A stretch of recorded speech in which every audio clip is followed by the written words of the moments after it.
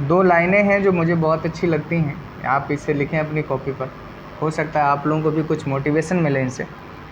आँखों में नींद बहुत है पर सोना नहीं। आँखों में नींद बहुत है पर सोना नहीं है।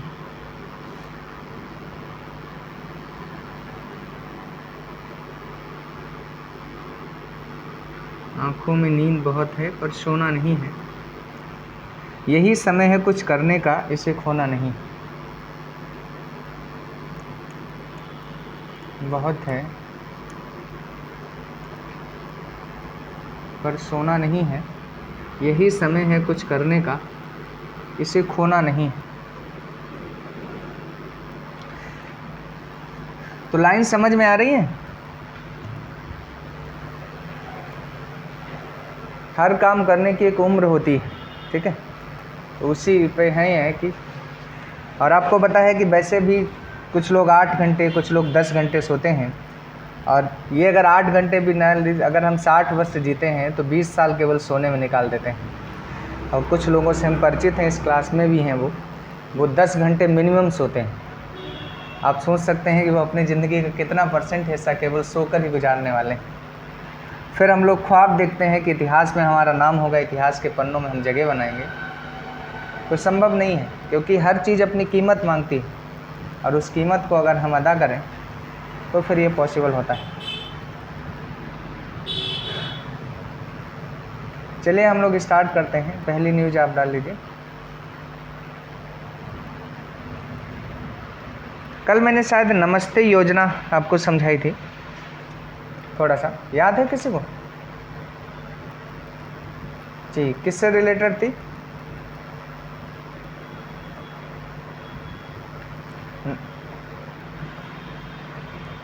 जी, ये 2 मंत्रालय मिलकर हैं, इसमें थोड़ा करेक्ट कर लीजिएगा अगर नहीं हुआ है। एक सामाजिक न्याय और अधिकारिता मंत्रालय, अगर मंत्रालय पूछा जाए तो उसमें मेंशन कर लेना।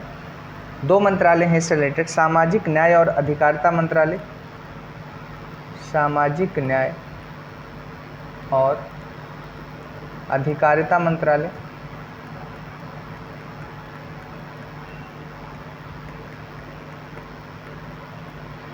और दूसरा है आवास और शहरी मंत्रालय,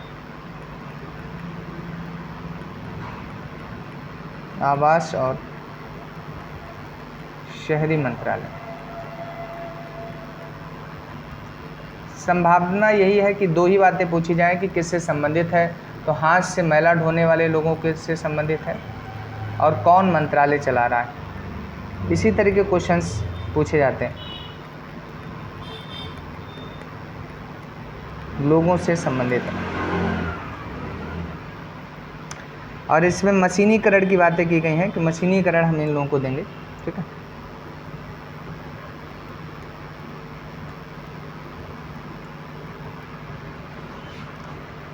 एक पिच ब्लैक एक्सरसाइज है, उसके बारे में लिख लीजिए। Pitch black exercise, pitch black.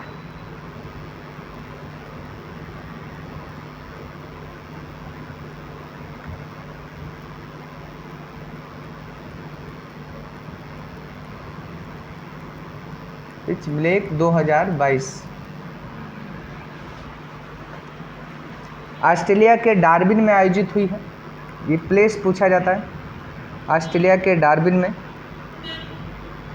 भारतीय वायुसेना ने भी भाग लिया है। ऑस्ट्रेलिया के डार्विन में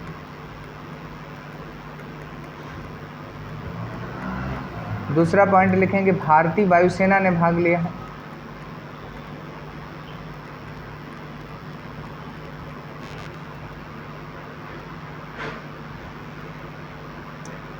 और 4 साल पर आयोजित होती है। 2 वार्षिक है, लेकिन 4 साल पर इस बार आयोजित हुई। देखिए, इससे पिछला संस्करण 2018 में आयोजित हुआ था, कोविड की वजह से 2020 में आयोजित नहीं हो पाया। नहीं तो एक पॉइंट लिख देना, द्विवार्षिक आयोजन होता है इसका, हर 2 वर्ष पर होता है, द्विवार्षिक आयोजन होता है।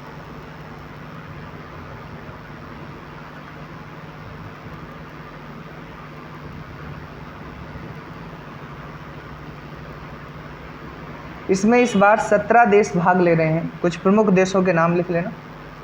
इसमें इस बार 17 देश भाग ले रहे हैं। जैसे पहला तो ये भारत ही हो गया, दूसरा ऑस्ट्रेलिया में आयोजित हो रहा है इसलिए ऑस्ट्रेलिया हो गया, तीसरा कनाडा है और चौथा है फ्रांस इसमें। अब पांचवा जो है वो साउथ कोरिया है, फिर सिंगापुर। सभी नहीं याद रखने, ये मेन कंट्रीज हैं इसके, तो इन्हें याद रखना।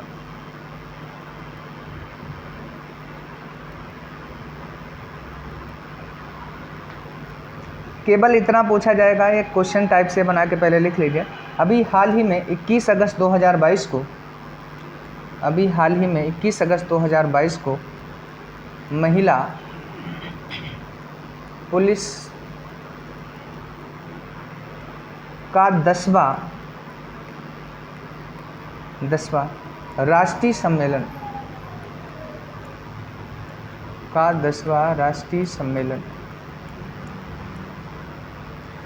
कहाँ शुरू हुआ है? तो आंसर लिख लेंगे शिमला में शुरू हुआ है। शिमला में। कहाँ शुरू हुआ है? तो शिमला में।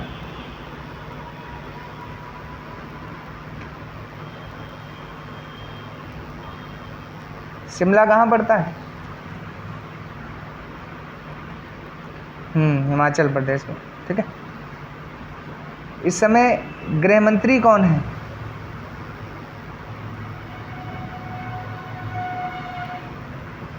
अरे गृह मंत्री तो बता। अच्छा, सही है।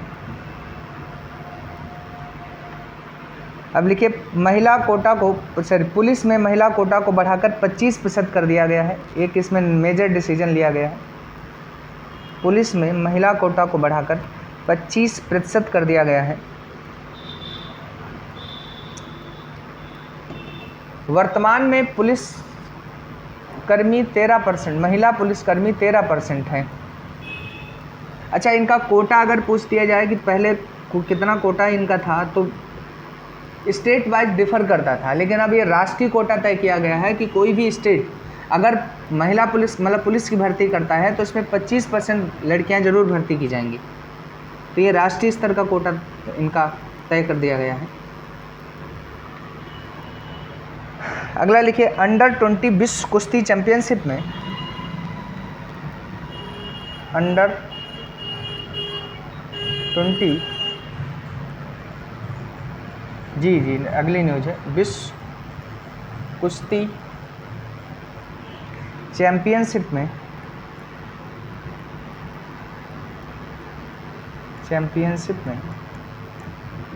स्वर्ण पदक जीतने वाली भारत की पहली महिला पहलवान,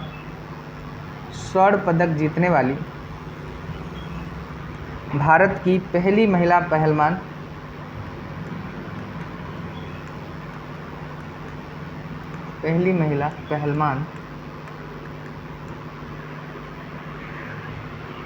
इनका नाम है अंतिम पंघल। ये रटने की चीज़ें नहीं है, एक दो बार भी सामने से गुजरेंगी तो ऑप्शन आता है तो वहाँ क्लिक करता है। ठीक है, इसलिए इन्हें एक दो बार पढ़ लेना। इनकी उम्र 17 वर्ष है। थोड़ा सा लिखना हो। बुल्गारिया की सोफिया में हो रहा है। बुल्गारिया एक अपने आप में यूरोप की कंट्री है, बुल्गारिया। इसमें सोफिया नामक स्थान पर एक गेम हो रहा है, सोफिया। भारत की यह पहली भारतीय महिला ऐसी बनी है जिन्होंने स्वर्ण पदक जीता है। हरियाणा की है अंतिम पंघल। अगर इनका आपसे स्टेट पूछ दिया जाए तो ये भी लिख देना, हरियाणा की है। गांव है इनका भगाना गांव।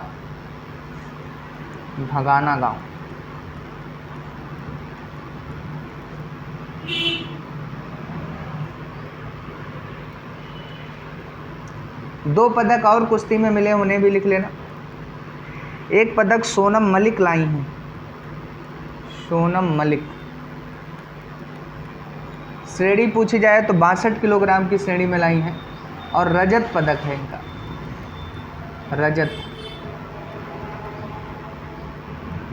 दूसरी हैं प्रियंका, ये 65 किलोग्राम की श्रेणी में लेकर आई हैं। इनका भी रजत ही पदक है। केवल एक ही पदक हमें मिला है, 17 साल की अंतिम पंघल लाई हैं, जो गोल्ड मेडल है।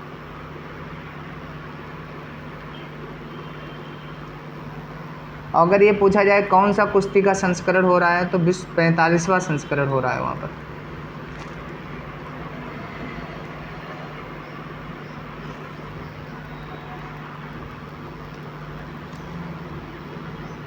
अगली न्यूज लिखेंगे, वन लाइनर ही है।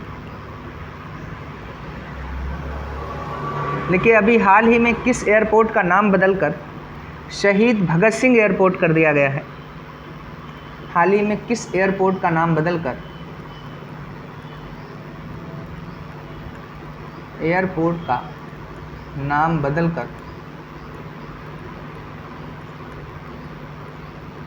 शहीद भगत सिंह एयरपोर्ट कर दिया गया है?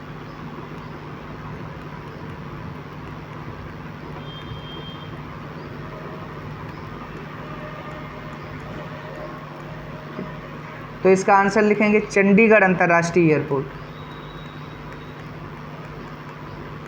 चंडीगढ़ अंतर्राष्ट्रीय एयरपोर्ट।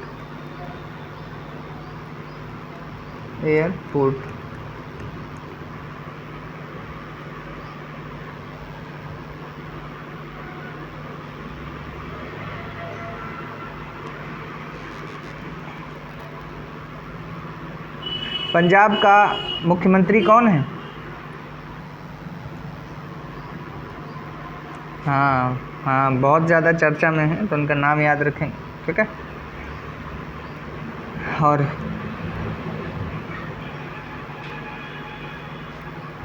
अगला एक क्वेश्चन टाइप से लिखिए, कृषि क्षेत्र में क्रांतिकारी बदलाव लाने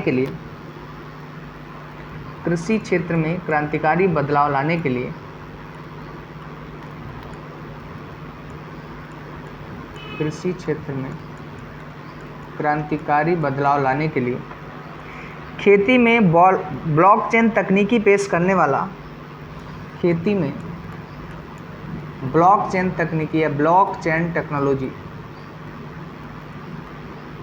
ब्लॉकचेन टेक्नोलॉजी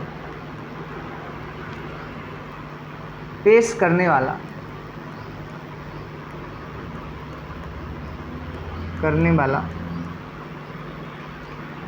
पहला राज्य कौन बना? झारखंड लिखेंगे। झारखंड ने एग्रीकल्चर में ब्लॉकचेन टेक्नोलॉजी को इंट्रोड्यूस कर दिया है।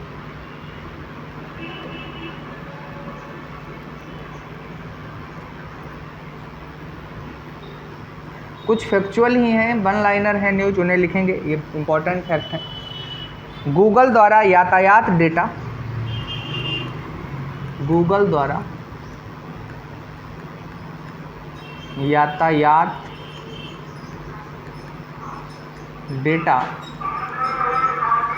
सार्वजनिक करने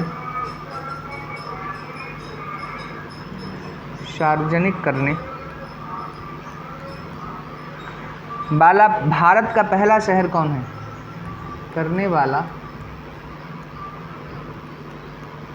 भारत का पहला शहर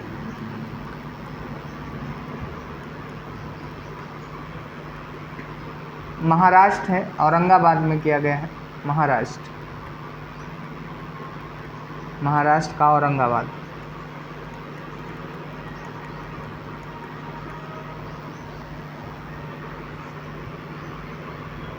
लिख लिया है सभी ने? गूगल द्वारा यातायात डेटा सार्वजनिक करने वाला भारत का पहला शहर औरंगाबाद।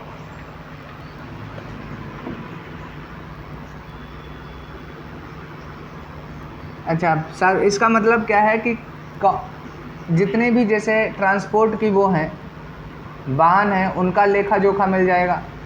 फिर दूसरी बात है कि कहाँ पर कितनी भीड़ है या कितनी गाड़ियाँ जो खाली हैं, ये सब ऑन द स्पॉट वहाँ पर अपडेट की जाएंगी। तो आपको इजीली पता चल जाएगा कि इस प्लेटफार्म पर हमें इजीली गाड़ी मिल सकती है या नहीं। जैसे सपोज करो आप किसी पर गए चौराहे पर या कहीं पर टेम्पू पकड़ने या कुछ भी ई रिक्शा लेने, तो वहाँ अवेलेबल ही नहीं है या बहुत एकदम से भरा हुआ है। तो इस तरीके की सुविधाएं देंगे, गूगल से ही पता चल जाएगा आपको। जैसे गूगल से हम लोग लोकेशन नहीं देख लेते हैं, कि यहाँ पर ये स्कूल है, यहाँ पर ये रोड है, घर पे बैठे बैठे ऐसे पता चल जाएगा। वहाँ पर 10 गाड़ी अवेलेबल हैं, 10 बसें अवेलेबल हैं, या 10 कार अवेलेबल हैं, 10 ई रिक्शा अवेलेबल हैं, वहाँ पर इतना पैसेंजर है उसके लिए अवेलेबल, ये सब चीज़ ऑन द स्पॉट पता चलेगी। बात क्लियर है? आगे लिखिए, भारत का पहला हिमालयन मसाला उद्यान, हिमालयन मसाला उद्यान, मसाला उद्यान, ये रानीखेत उत्तराखंड में है। रानीखेत उत्तराखंड।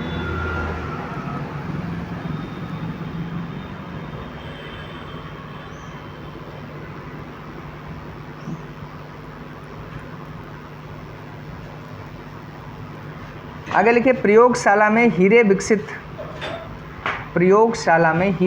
करने वाला, हीरे विकसित करने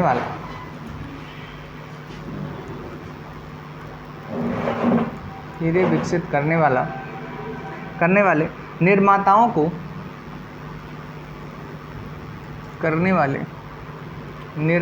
को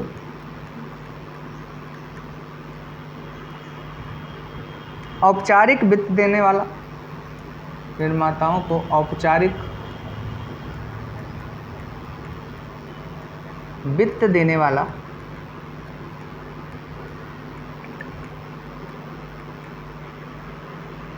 भारत का पहला बैंक, भारत का पहला बैंक,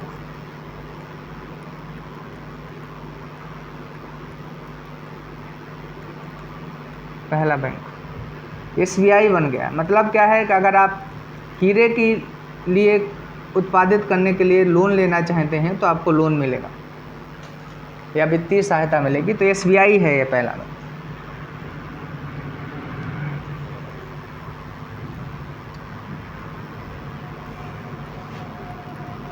फिर लिखिए, भारत की पहली पानी के अंदर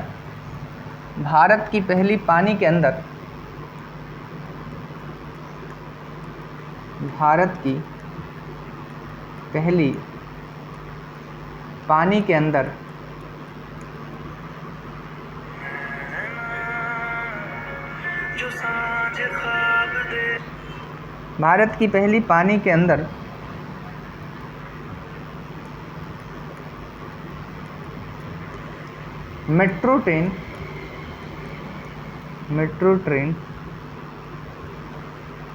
किस शहर में शुरू की गई? तो कोलकाता, पश्चिम बंगाल लिखेंगे। बहुत चर्चा में थी, वेस्ट बंगाल में पानी के अंदर मेट्रो ट्रेन शुरू की गई है। मैंने बताया भी था कहाँ से कहाँ तक। वहाँ की सॉल्ट लेक है सो हुगली तक शुरू की गई है।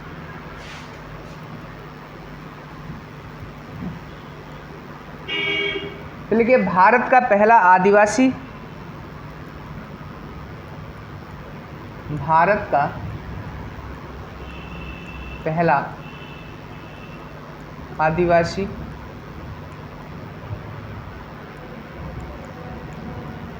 कार्यात्मक रूप से साक्षर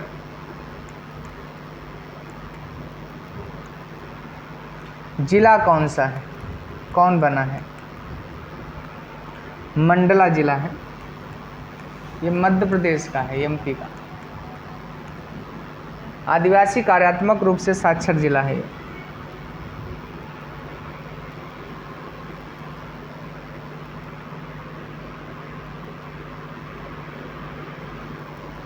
इसका पहली बात तो आदिवासी हैं, मतलब पहला ऐसा जिला है जो साक्षर हुआ है और जो एक्टिव भी हुआ है साक्षरता के आधार पर। इसी वजह से उसे कहा कार्यात्मक रूप से साक्षर जिला। तो मध्य प्रदेश का मंडला जिला ऐसा है।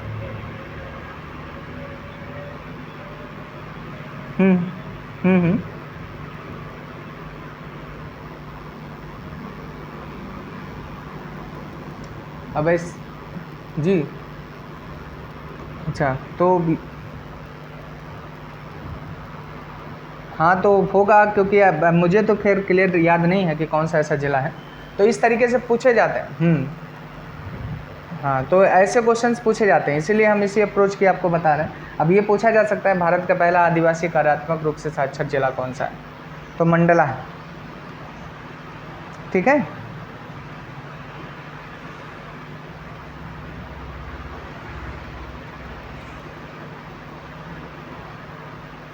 आगे बताएं।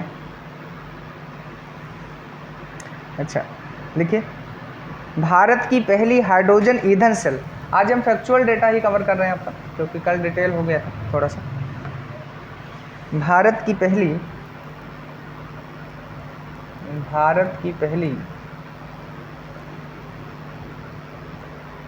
हाइड्रोजन ईंधन सेल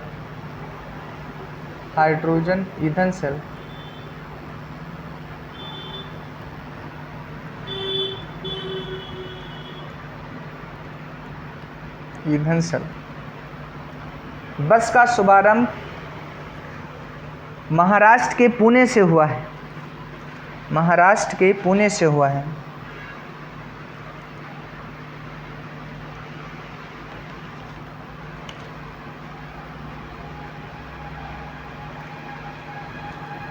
तो हाइड्रोजन फ्यूल सेल है ये, इससे विकसित बस है, मतलब हाइड्रोजन से चलने वाली है। अगर पूछा जाए तो कहाँ, तो हम बताएंगे कि भारत में भी महाराष्ट्र के पुणे से स्टार्ट की गई है। और अगर हाइड्रोजन से चलने वाली आ जाए तो हमारे यहाँ जो ईंधन की समस्या है वो बहुत काफ़ी हद तक समाप्त हो जाएगी।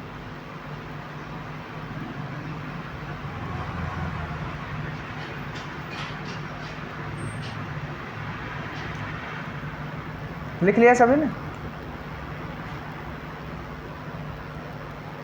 जी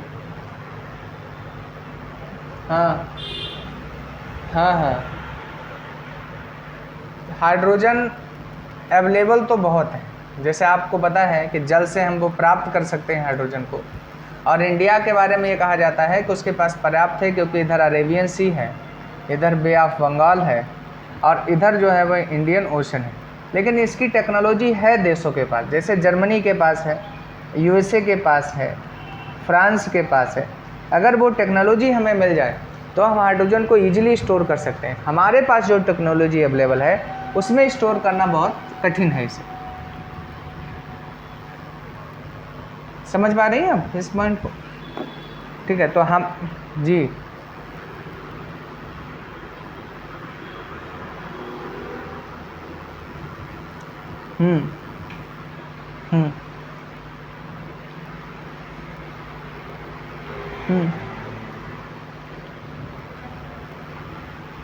देखिए एक्चुअली क्या है कि हम लोग एक वो करते हैं, हम आपको पढ़ाएंगे क्लीन डेवलपमेंट एनर्जी मैकेनिज्म होता है, या CDM प्रोग्राम बोलते हैं या CDMP बोलते हैं। ये इन्वायरमेंट में हम आपको पढ़ाएंगे। इसमें ये है कि हम लोग कहते हैं कि आपने पहले इंडस्ट्रियलाइजेशन किया है और आपने ही, मतलब यूरोपीय देशों पर आरोप लगाते हैं या जितने विकसित देश हैं, आपने खूब पृथ्वी को नष्ट किया है या उसका टेम्परेचर बढ़ाया। जैसे आपने अभी न्यूज़ अगर पढ़ी हो, आर्कटिक का टेम्परेचर बढ़ रहा है 7 गुना ज़्यादा दर से, जितना बढ़ना चाहिए उसकी। तो ताप बढ़ रहा है, उसकी वजह से ग्लेशियर वगैरह पिघल रही, या क्लाइमेट चेंज आ रहा, बाढ़ आ रही, सूखा आ रही, 50 तरीके की प्रॉब्लम्स आ रही हैं। तो क्लीन डेवलपमेंट मैकेनिज्म प्रोग्राम में ये प्रस्ताव रखा गया था कि इसके लिए आप क्या करेंगे कि टेक्नोलॉजी शेयर करें जो आपके पास है ऐसे देशों को जिनके पास टेक्नोलॉजी नहीं है। जैसे भारत में हम आपको बताएं, भारत में हम लोग पारंपरिक ईंधन का हम ज़्यादा प्रयोग कर लेते हैं। जैसे घरों में भी देखिए, अब तो चलो कुछ सिलेंडर पहुंच गए हैं, लेकिन उतना गैस अफोर्डेबल में नहीं मिल पा रही है प्राइस में। पहले सिलेंडर ही नहीं लोगों के पास होते थे, तो जो कोयला या हम कहते हैं कि वहाँ पर उपले टाइप के या लकड़ी जलाकर खाना वगैरह बनाया जाता है, तो उससे कार्बन काफ़ी उत्सर्जित होता है, क्योंकि उसका पूर्ण दहन तो हो नहीं पाता है, तो वो बहुत नुकसान पहुँचाता है जाके। तो एक क्लीन डेवलपमेंट एनर्जी का मतलब हाइड्रोजन को क्लीन ऊर्जा के रूप में रखा जाता है, ऐसे जल ऊर्जा को क्लीन में रखा जाता है, पवन ऊर्जा को क्लीन में रखा जाता है। लेकिन इनके लिए टेक्नोलॉजी की आवश्यकता है और गवर्नमेंट को इसके लिए इन्वेस्टमेंट करे। जैसे गवर्नमेंट ने खूब इन्वेस्टमेंट करने की कोशिश की है सौर ऊर्जा के लिए, और सौर ऊर्जा पहले हमारे 175 गीगावाट का लक्ष्य रखा गया, फिर 200 300 समथिंग 280 कहाँ पर रखा गया।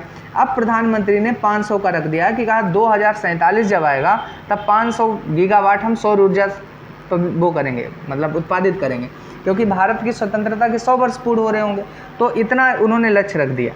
तो ये सब क्लीन एनर्जी में आती हैं। तो इसके लिए हम उन पर आरोप लगाते हैं कि तुम्हारी वजह से ये पूरा पृथ्वी को क्लाइमेट का जो चेंज है या क्लाइमेट का प्रॉब्लम है वो झेलना पड़ रहा है। इसलिए उनसे कहा जाता है कि तुम एक फ़ंड तैयार करो। तो इन्होंने एक फ़ंड भी तैयार किया, उसमें ये देश फंडिंग भी करते हैं, और फंडिंग करने के बाद इनसे ये भी एग्रीमेंट है कि टेक्नोलॉजी ट्रांसफ़र करें। लेकिन इस टेक्नोलॉजी को ये बहुत ईजिली ट्रांसफ़र नहीं करते हैं, ये इसके लिए चाहते हैं पेमेंट।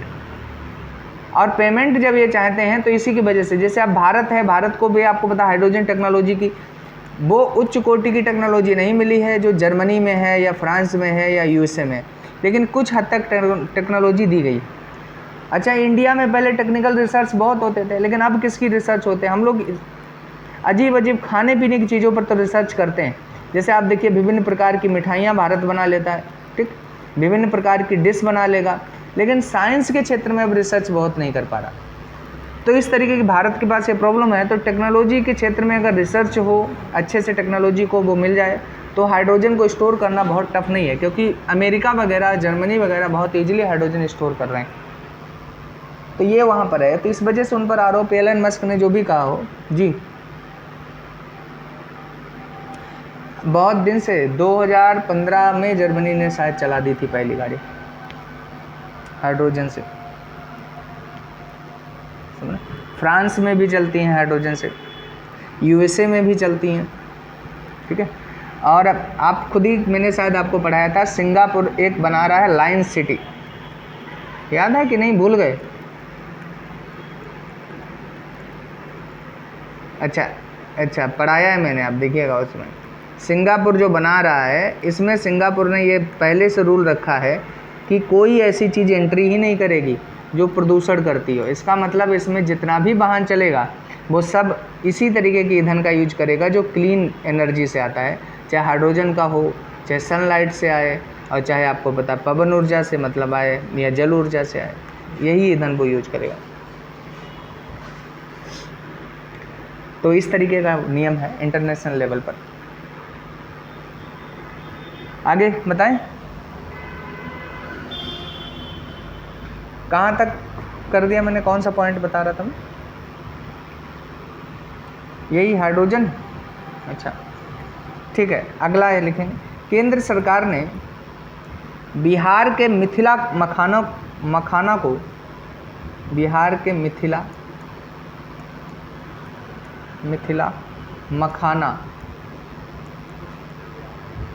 मखाना को जीआई टैग प्रदान किया है, जीआई टैग प्रदान किया है।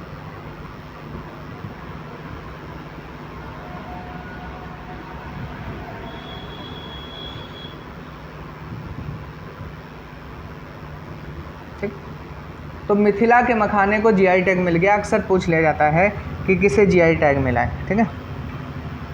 तो जीआई टैग तो पता ही होगा आपको, 1999 में एक हमारे यहाँ अधिनियम आया था, जीआई टैग मिल जाता है तो उसकी सेल बहुत बढ़ जाती है, क्योंकि उसमें कुछ वहाँ के स्थानीय गुण ऐसे होते हैं जिसकी वजह से हम जीआई टैग देते हैं। जैसे आपने सुना होगा कि दार्जिलिंग की चाय को जीआई टैग मिला है? तो वहाँ की चाय थोड़ा स्पेशल होती, तो ये आपको समझना है।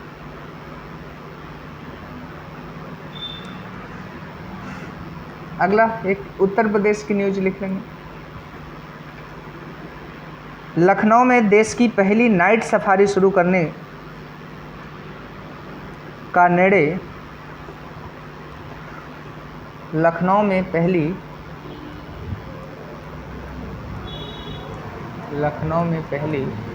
नाइट सफारी शुरू करने का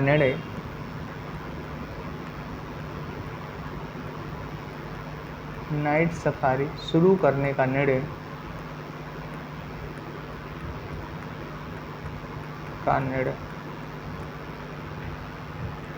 कैबिनेट बैठक में लिया गया है। यह प्रस्ताव पर्यटन विभाग ने रखा था।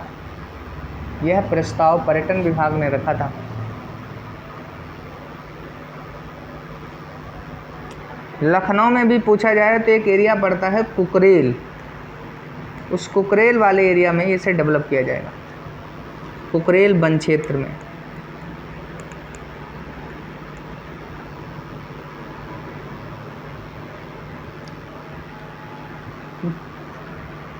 वैसे जी,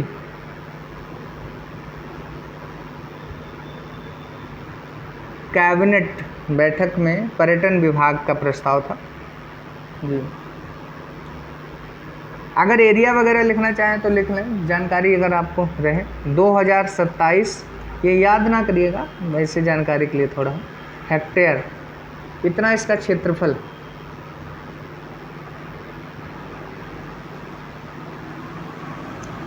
अब बहुत आइडिया मुझे नहीं है, मैं आपको कल इसका आंसर दूंगा, ठीक है, क्योंकि मैंने सुना तो बहुत है सफारी, मैं कल बताता हूँ आपको, आज मैं भी इसका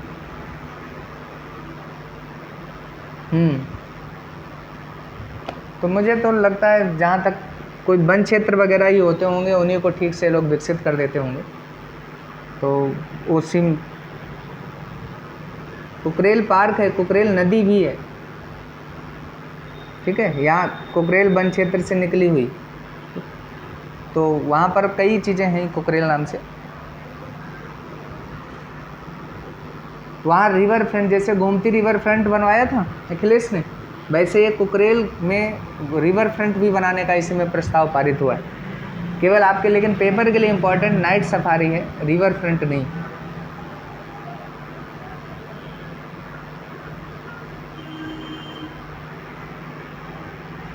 एक फैक्ट और लिख लेना, देश में वर्तमान, असल के वर्तमान में देश में 13 ओपन डे सफारी हैं, लेकिन एक भी नाइट सफारी नहीं है, एक भी नाइट सफारी नहीं है।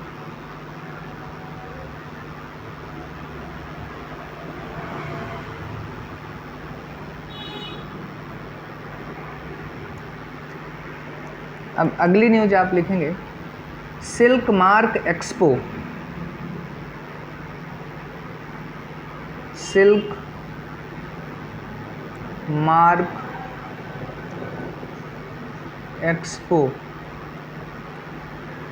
2022 कहाँ आयोजित हुआ है? तो स्थान पूछा जा सकता है, तो न्यू दिल्ली में, नई दिल्ली में इसे वो किया गया।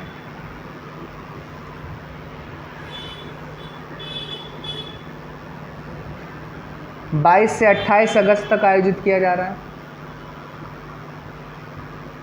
स्थानीय अक्सर पूछा गया है, मैंने देखा, बाकी नहीं पूछा जाता, तो स्थान ही आप याद रखें।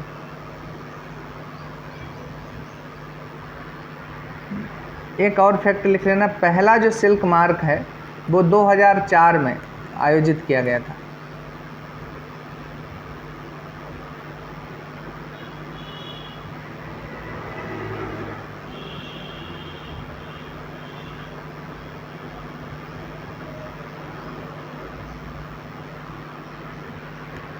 एक संयुक्त सैन्य अभ्यास है, उसका नाम है उल्ची फ्रीडम शील्ड।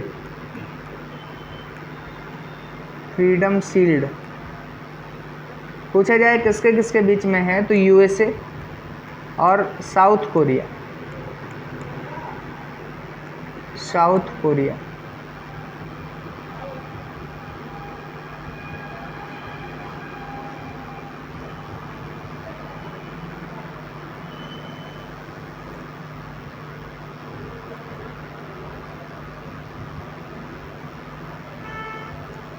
अगला लिख लीजिए, हाल ही में हेल्थ इफेक्ट्स इंस्टीट्यूट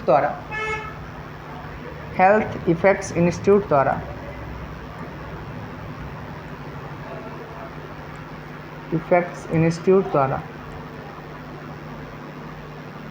प्रकाशित शहरों में वायु गुणवत्ता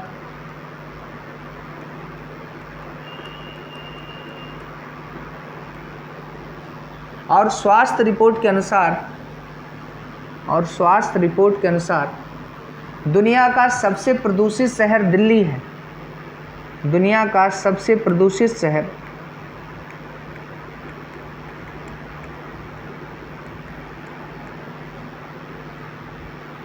दिल्ली है, दिल्ली।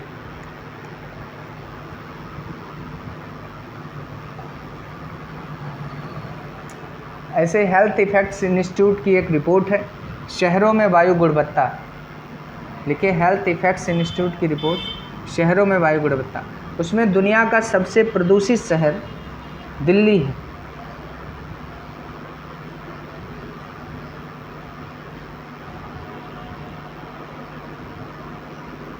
ठीक है, और दूसरे नंबर पर शायद कोलकाता है, उसे सेकंड पोजीशन पर लिख लीजिए, कोलकाता है।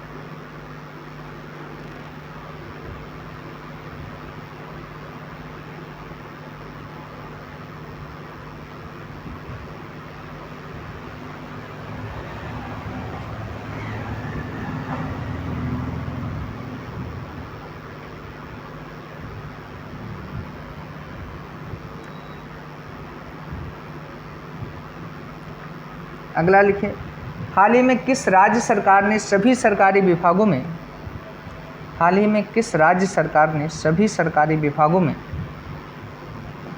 खिलाड़ियों को नौकरी में,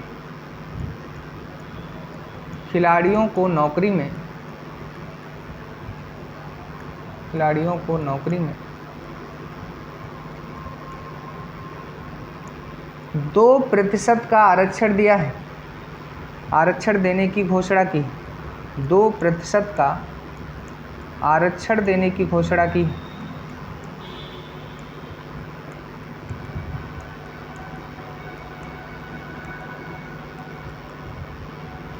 कर्नाटक।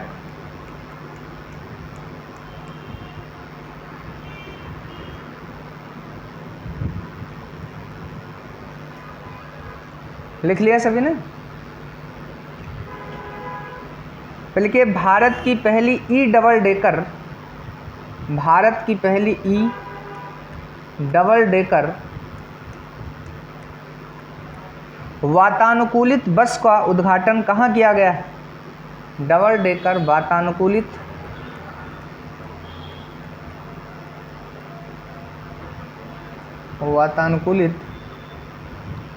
बस का उद्घाटन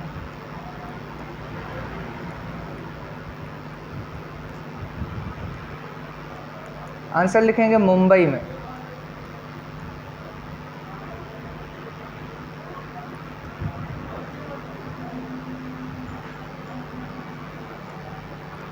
तो लिखिए मादक पदार्थों के तस्करों से, मादक पदार्थों के तस्करों से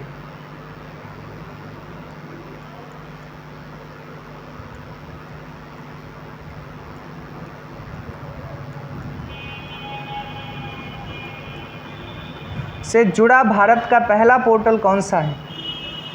तस्करों से जुड़ा भारत का पहला पोर्टल कौन सा है?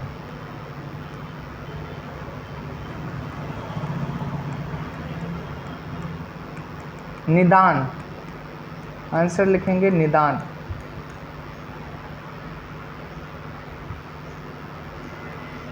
तो लिखिए भारतीय रेलवे की सबसे लंबी मालगाड़ी का क्या नाम है?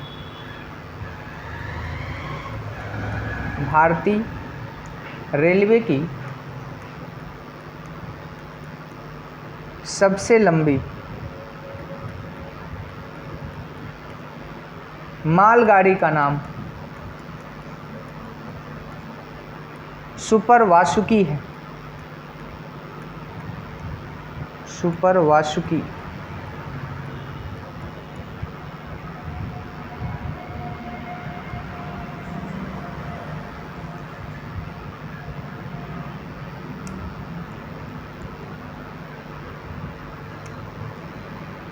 तो लिखिए जल जीवन मिशन के तहत, जल जीवन मिशन के तहत, जल जीवन मिशन के तहत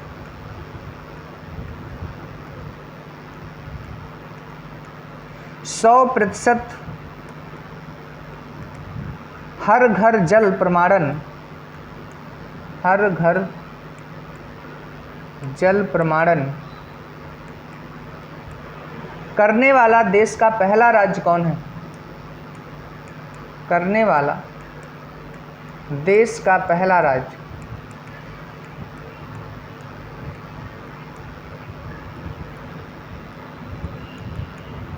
गोवा है, गोवा।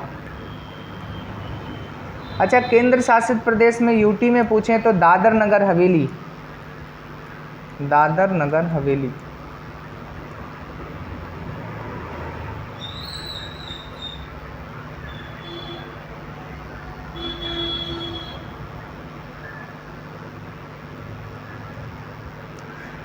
फिर एक गाड़ी झील बहुत चर्चा में है, ये पूछा जा सकता कहाँ है? जो चर्चा में होता है वो पूछा जाता है अक्सर। गाड़ी झील ये इटली में है।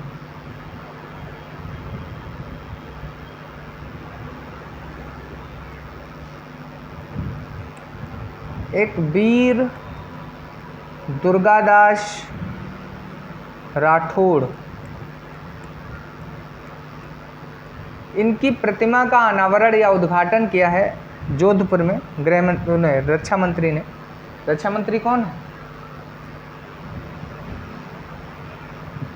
अरे रक्षा मंत्री कौन है? हाँ, तो लिख लीजिए,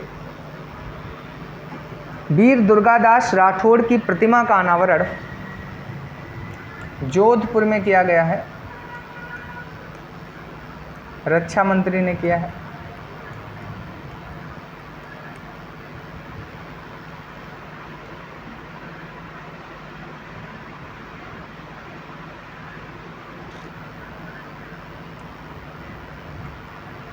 तो लिखिए डिटोल स्कूल स्वच्छता,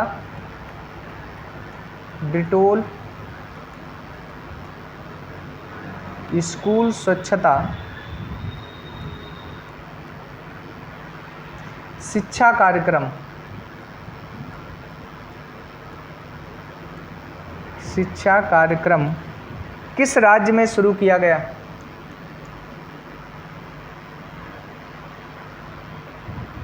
उत्तराखंड।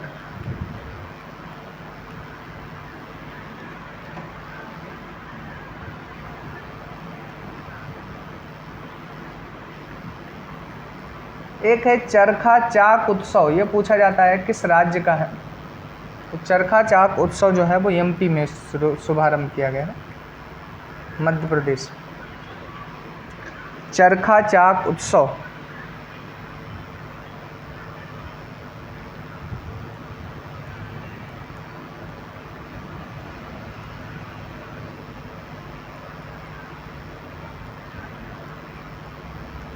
विश्व अंगदान दिवस जो मनाया जाता है वो 13 अगस्त को मनाया जाता है, तो ये भी लिख देना, विश्व अंगदान दिवस।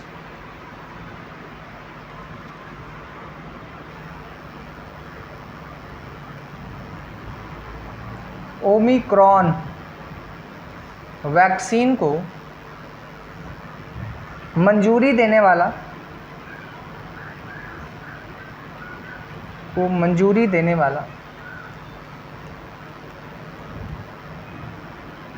पहला देश ब्रिटेन है। ओमिक्रॉन वैक्सीन को मंजूरी देने वाला पहला देश ब्रिटेन है।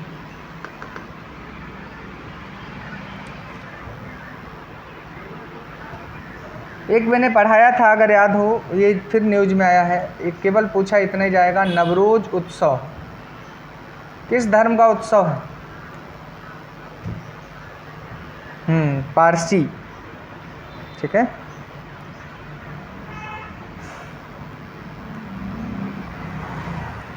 अगला एक लिखिएगा, न्यूज है, हाल ही में किस राज्य के सरकारी व निजी स्कूलों में, हाल ही में किस राज्य के सरकारी व निजी स्कूलों में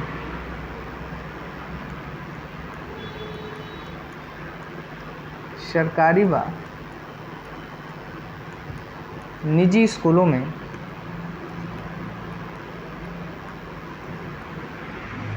1 करोड़ बच्चों ने 1 करोड़ बच्चों ने देशभक्ति गीत या देशभक्ति गीतों का सामूहिक गान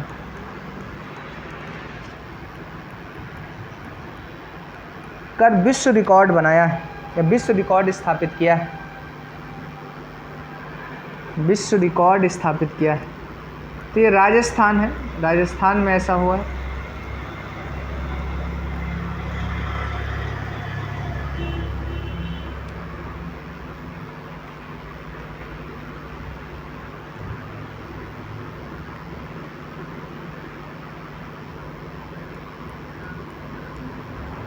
भारत की अगली न्यूज लिखेंगे, भारत की पहली सेलाइन वाटर लालटेन, सेलाइन वाटर लालटेन का शुभारंभ केंद्रीय मंत्री डॉक्टर जितेंद्र सिंह ने किया है। केंद्रीय मंत्री डॉक्टर जितेंद्र सिंह ने किया है।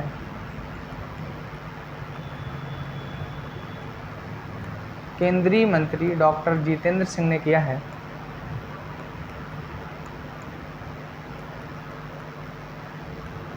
इसका नाम लिख लेना, रोशनी नाम है।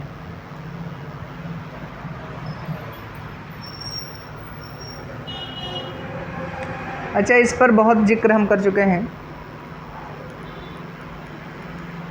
अगस्त मलाई हाथी रिजर्व कहाँ स्थापित किया गया?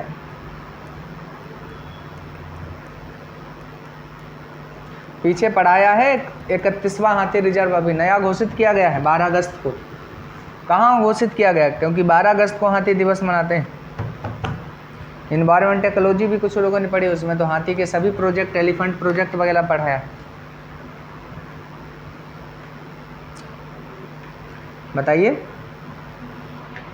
तमिलनाडु का है, लिख लेना। 31वां नया बना है ये। अगस्त मलाई हाथी रिजर्व की घोषणा।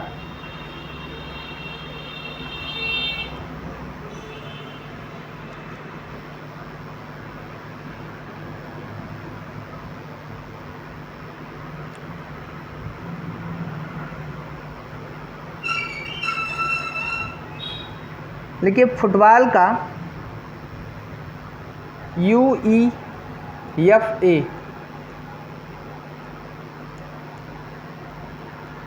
फुटबॉल का UEFA सुपर कप 2022 का खिताब, सुपर कप 2022 का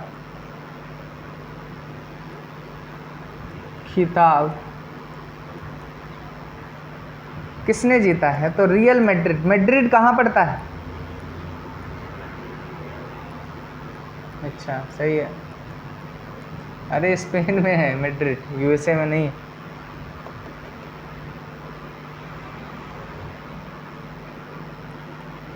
एक शख्सियत है सुबन्ना, हेडिंग बना लीजिए, सुबन्ना। इनका निधन हो गया है।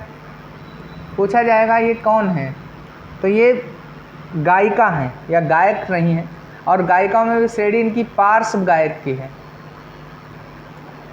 पार्श्व गायक जी, हाँ, रियल मैड्रिड। अगला लिख लेना, एक महिला हैं या जानी मानी शख्सियत हैं सुबन्ना। इनका निधन हो गया है और ये पार्श्व गायक हैं। यही पूछा जाएगा कि किससे संबंधित हैं, तो गायक हैं। ये डिटेल में हम पढ़ाएंगे भी। लेगिया हेनिया क्या है, अभी ऐसे लिख लो। लेगिया हेनिया न्यूज में था। लेगिया हेनिया एक वायरस है, वायरस है।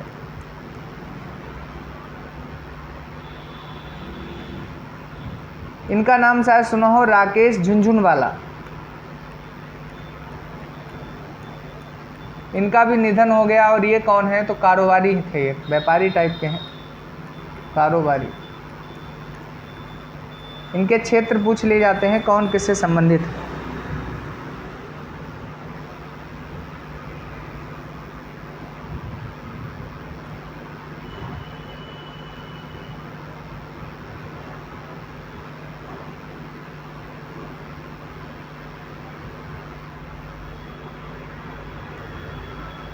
यहाँ तक देखिए, किसी कोई डाउट?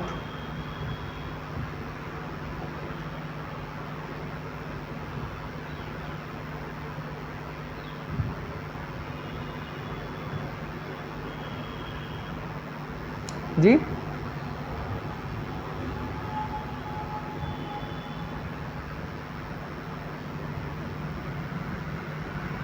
क्या, कौन सा समझ में नहीं आ रहा, थोड़ा ठीक से बोलिए।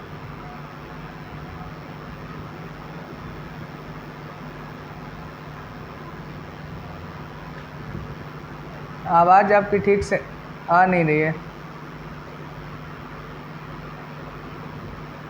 एक बार फिर ट्राई करिए बोलने की, अगर समझ में आए, सुनाई दे मुझे तो मैं बताऊँ आपको।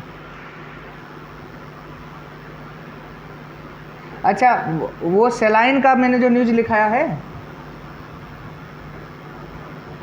अच्छा देखिए, सेलाइन वाटर आप समझिए, सेलाइन वाटर लालटेन,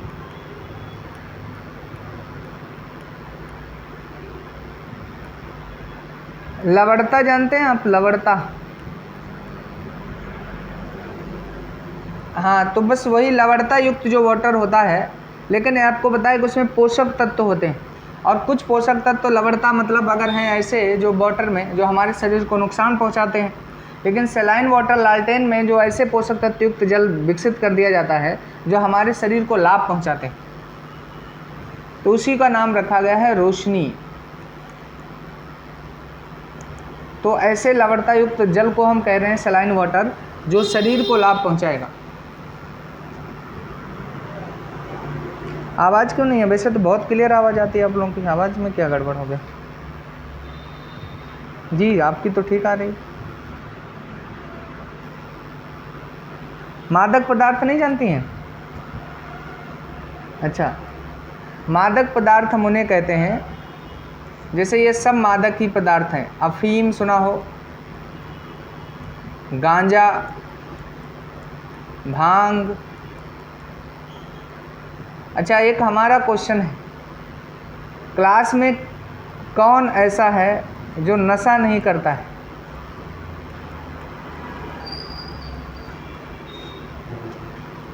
है कोई?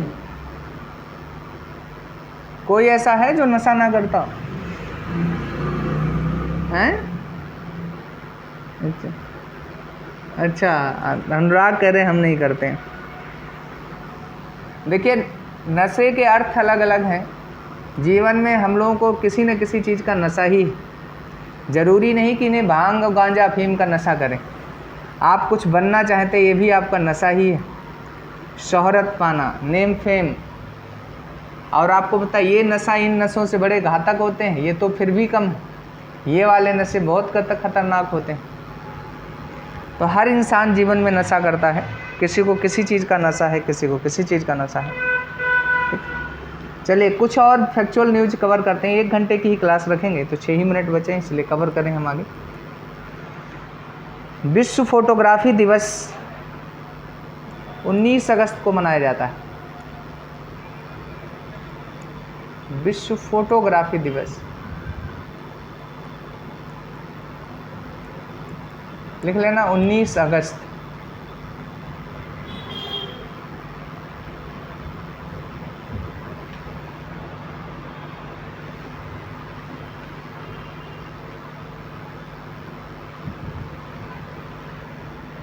एक और वन लाइनर न्यूज़ लिखेंगे, किस सीमा तक कृषि ऋण के लिए, किस सीमा तक कृषि ऋण के लिए, कृषि ऋण के लिए 1.5% प्रति वर्ष की ब्याज सहायता स्वीकृत की गई है। तो 3 लाख रुपए तक का अगर कोई किसान ऋण लेता है तो उस पर 1.5% की प्रतिवर्ष जो ब्याज है वो सरकार द्वारा अदा किया जाएगा, ऐसा उसने एक्सेप्ट किया है, या ऐसा नियम लेकर सरकार आई है।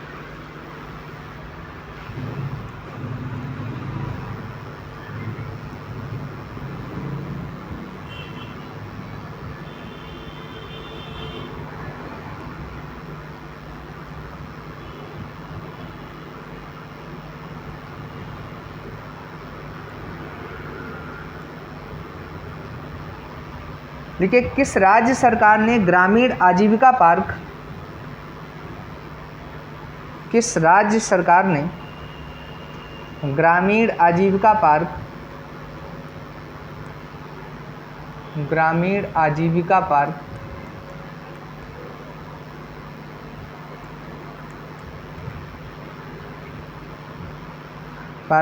स्थापित करने की घोषणा की है, स्थापित करने की घोषणा की? छत्तीसगढ़।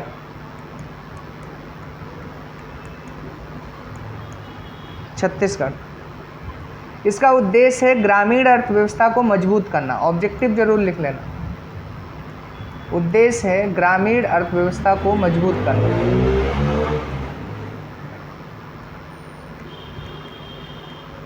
ग्रामीण अर्थव्यवस्था को मजबूत करना।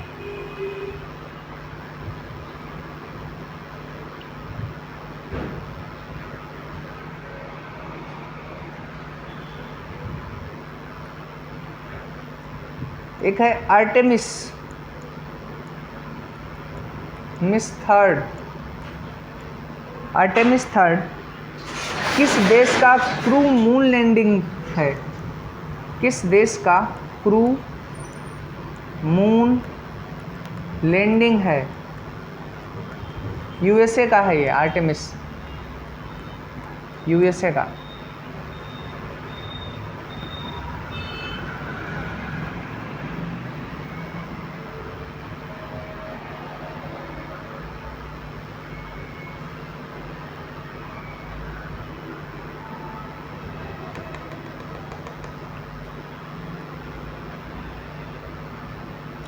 एक मत्स्य सेतु ऐप लॉन्च किया गया है, लिख लेंगे मत्स्य सेतु ऐप।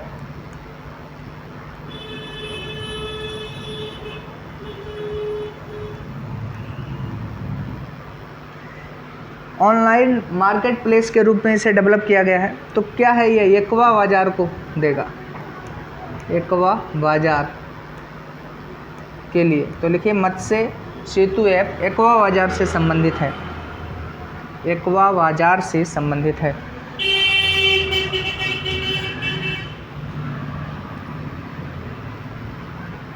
ठीक है, तो यहाँ तक देखिए, किसी को कोई डाउट हो तो पूछ सकता है।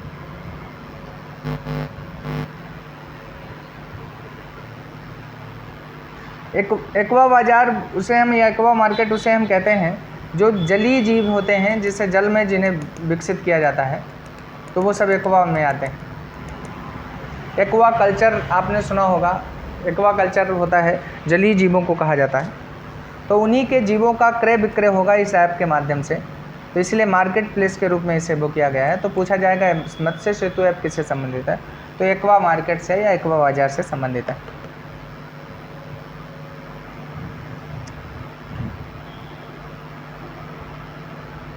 इसका मतलब हमने बता चुके हैं। इसका मतलब ये है कि हम आदिवासियों का, ट्राइबल्स का एक डिस्ट्रिक्ट ऐसा जिसे साक्षर भी किया गया और वो एक्टिव भी हो गया, चीज़ उस साक्षरता का प्रयोग भी कर रहा है, तो उसी को नाम दिया गया कार्यात्मक रूप से साक्षर जिला। ठीक है। अब जैसे हम लोग पढ़ लिख कर उसके बाद पढ़ाई लिखाई वाला कोई काम ही ना करें, जैसे आप देखते हैं कि इंजीनियरिंग करने वाले लोग सपोज करिए प्राइमरी में जाके पढ़ा रहे हैं और फिर उस इंजीनियरिंग का कहीं यूज नहीं कर रहे हैं, तो वो तो बेकार ही है। या तो वहाँ पर भी कुछ इनोवेशन करें या उसका यूज करें, तब तो ठीक भी है। जी, कोई कुछ पूछ रहा था?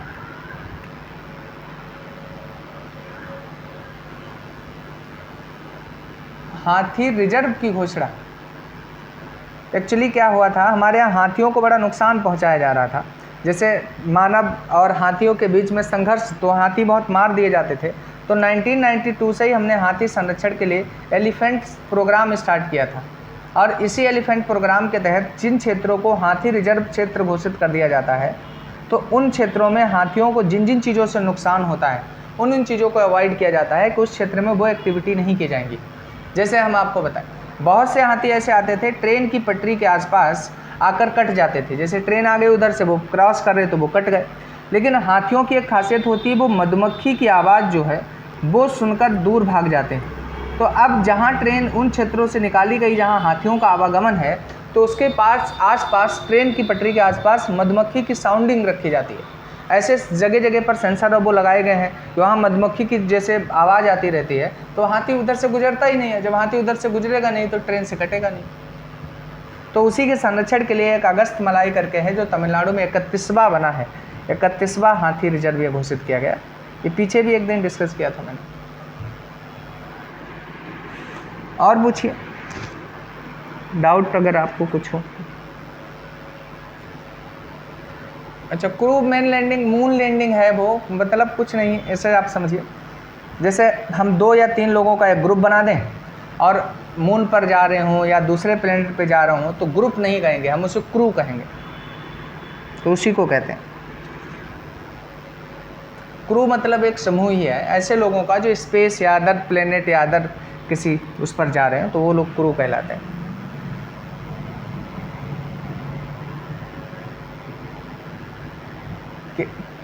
क्या चीज़?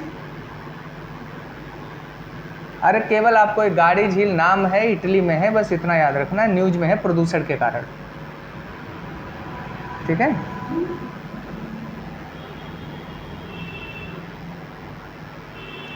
और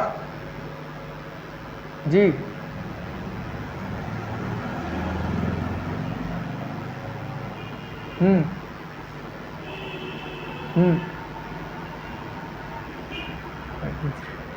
अच्छा, किसान के बेटे होने के बावजूद अभी तक देखिए क्या होता है। केसीसी जब हम लोग बनवाते हैं तब 2 लिमिट हमारे पास होती है कि अगर हम जितने टाइम के लिए ऋण लेते हैं, अगर उतने पर ही हम लौटा देते हैं तो हमसे 4% ही ब्याज दर वसूली जाती है। सपोज करो 1 लाख रुपए हमने ले लिया या 1000 लिया, तो 1000 का 4% ही हम पर ब्याज के रूप में बढ़ेगा। इसका मतलब हमें 40 रुपये और ब्याज के रूप में देने होंगे। मोटा मोटा समझ में आ रहा? अगर हम टाइम पर नहीं लौटा पाते हैं तो ये ब्याज दर हम पर 7% वसूली जाती थी, ठीक। अब सरकार ने ये कह दिया है कि इसका जब आप टाइम से लौटा देंगे या टाइम से नहीं लौटा पाते हैं तो 1.5% हम पे आउट कर देंगे। तो इसका मतलब ये 4% में से 1.5% और घट गई, तो कितनी बच गई?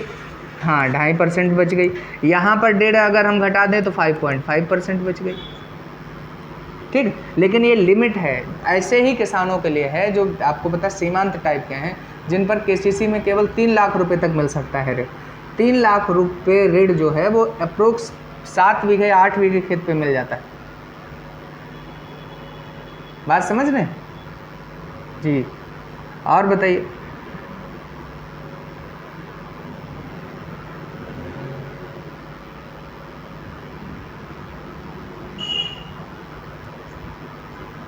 और कोई डाउट किसी को जो पीछे न्यूज पढ़ाई है? वन लाइनर का ही हमने आपकी इच्छा पूरी की है।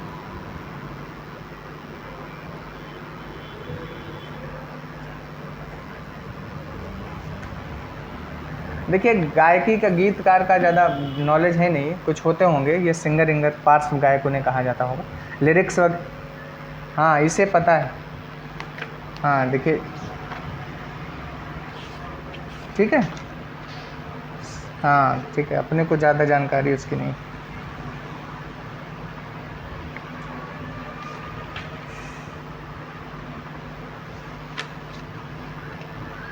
और देखिए कोई डाउट किसी को?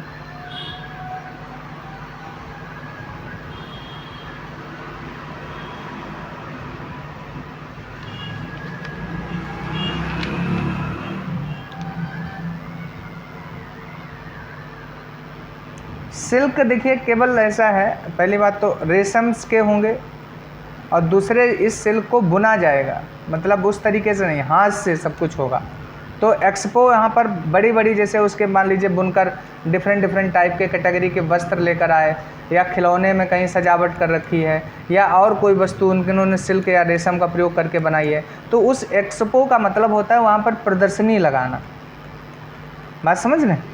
तो वो प्रदर्शनी से क्या होता है कि वो चीज़ें पब्लिश्ड होती हैं कि ये एक नई क्रिएटिव चीज़ें मार्केट में आई हैं, तो जो लोग होते हैं वो जाते हैं वहाँ पर देखने जाते हैं, कुछ लोग उन चीज़ों को परचेज करते हैं, फिर इनकी ई मार्केटिंग होने लगती है, तो उसी को हम कहते हैं एक्सपो। जैसे ना डिफेंस एक्सपो यहाँ लखनऊ में हुआ था, तो पूरे डिफेंस के सभी बड़े बड़े इक्विपमेंट वगैरह हैं, जो जितने हथियार वगैरह हैं वो सबको दिखाए गए, तो देखिए इतने हैं अपने पास।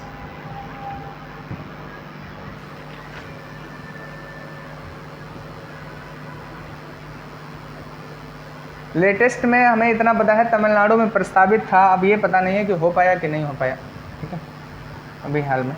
हाँ, तो कुछ गड़बड़ शायद उस पर कुछ विवाद चल रहा था, तो इसकी वजह से डिफेंस के रिलेटेड वैसे भी बहुत सी न्यूज़ ऐसी आ रही हैं जो इस समय ऐसे चल रही हैं।